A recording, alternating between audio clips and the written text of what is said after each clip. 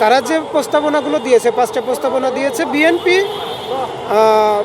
একদম সাথে সাথে প্রত্যাখ্যান করেছে যে না, এগুলো সম্ভব না, আমাদের বাংলাদেশে এগুলো সম্ভব না। শেখ হাসিনার বিচার কিভাবে হবে এটা তো আমাদের আদালত নির্ধারণ করবে, তার বিরুদ্ধে কী কী মামলা আছে সেটা তো আদালত বিচার করবে।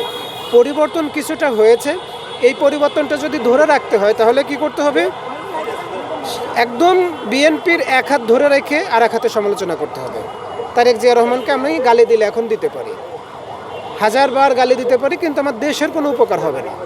কিন্তু তারেক জিয়াকে যদি এই মুহূর্তে যদি বিএনপির তারেক জিয়া সরকারকে যদি আমরা হাত ধরে রাখি, তাদেরকে যদি আমরা সহযোগিতা করি, অন্যদিকে বিএনপির ভিতর যারা বি টিম আছে, দেবালুখা টিম বুঝেন, দে বাবা লুটে পুটে খাই, চাঁদাবাজ টিম, এদেরকে যদি আমরা সাহায্য করতে পারি, এদের বিরুদ্ধে যদি আমরা প্রমাণসহ সরকারের কাছে উপস্থাপন করতে পারি, এদের বিরুদ্ধে ব্যবস্থা নিতে পারি, বিএনপি সরকার স্ট্রং হয়ে যাওয়ার সাথে সাথেই বাংলাদেশের 24-এর চাওয়াটা পূরণ হতে শুরু করবে।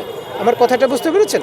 অর্থনৈতিকভাবে আমরা দুর্বল আছি, আমরা পররাষ্ট্রনীতিটা এখনও ঠিক করতে পারতেছি না, দেশের ভিতর নিত্য প্রয়োজনীয় দ্রব্যের দাম বাড়তেছে, গ্যাসের সংকট তৈরি হচ্ছে, এবং যারা এর দায়িত্বে আছে তাদের কাছ থেকে আমরা দায়িত্ব জ্ঞানহীনের মতো বক্তব্য পাচ্ছি।